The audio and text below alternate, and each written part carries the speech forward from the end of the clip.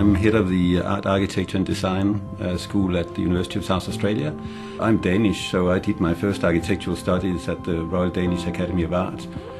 And then I followed that up with postgraduate studies at Columbia University in New York. We get a lot of the students coming to this school saying that they or their parents have contacted practices before and said which schools should we go to, or which schools should our kids go to. And many of them are saying come to University of South Australia.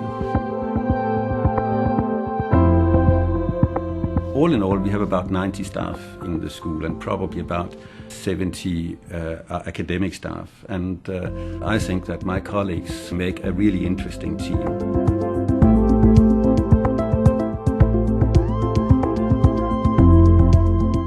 It's a real privilege to be able to be at the opposite end and imparting some of my knowledge and helping students develop the skills that I wish that I had had when I'd left university.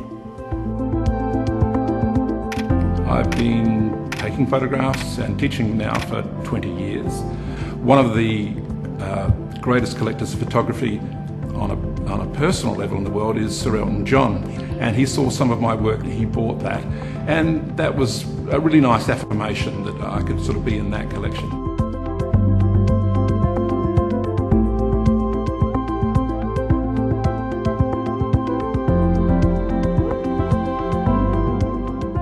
I've just completed 2 exhibitions along with other colleagues as part of a research group called the Digital Art Research Experiment, and we exhibited in China last year. My own experience from furniture design has been involved both in commissioned work for public and private institutions, and that's also spread into surfboard design, which has been the latest area of my energies over the last 5 or 6 years. I've recently accepted the position at UniSA, having just spent the last 11 years in the United States, and I was employed at the Rhode Island School of Design, one of the top 3 design schools in the world. I've been a practicing architect in Berlin, London and Tokyo. I used to have my own office in Berlin for more than 10 years, and before that I studied in Germany, I did a master, then I studied at the Architectural Association in London, and I did a PhD at the Technical University in Berlin. It's very interesting. The concept we developed here in the architecture school is the integration and the synthesis of research in sustainability, and how all students on all levels, bachelor, master and PhD, conduct research. This is probably one of our leading strengths. There's absolutely no doubt that the students recognize the expertise of our staff and appreciate the teaching they offer and the research they're doing. Many of the projects that students work on aren't just about developing sort of interesting ideas and concepts, they actually go to fruition and implementation. That is incredibly valuable student experience. One of the things that's really important to this school is in fact that developing that nexus between the undergraduate program and our suite of postgraduate programs. The other thing that's really important to us is our relationship to industry. I think there's a real danger if you say to someone, well, look, you're not really professional until midnight on the night you graduate, and then you can worry about it then. Well, I think that's too late. So one of the things that we do here is we try and introduce students to as much as possible in relation to the medium itself. So the more we can connect them with the various aspects of design that will happen in their professional career, the better is the education for them. On one side there is teaching excellence, on the other hand there is research excellence, and our research in sustainability and impact of climate change on cities is world important, world considered, recognized, and we do a lot of publications in this field. The people who are teaching our students have been building buildings themselves or being artists or designers in that way. So the students love that because they feel that they really know what's going on out there.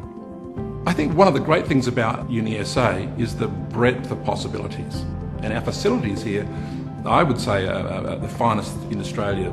International colleagues who have seen our workshop facilities and our studios are amazed at how good they are. And this actually means that we're able to not only reach the boundaries of what we do in practice, but also push the boundaries in industry as well. One of our former Malaysian students was a runner-up for an international competition in New York, which was published worldwide. So the quality of the models or the artwork that the students are doing is now very high quality, because they have this very up-to-date equipment they can use.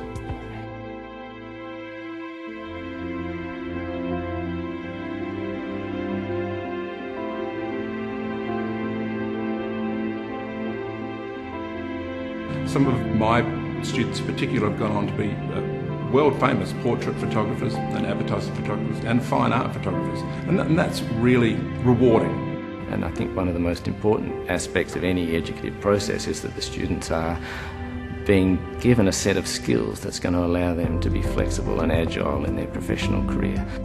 A little publication that comes out in Australia every year, it's called the Good Universities Guide.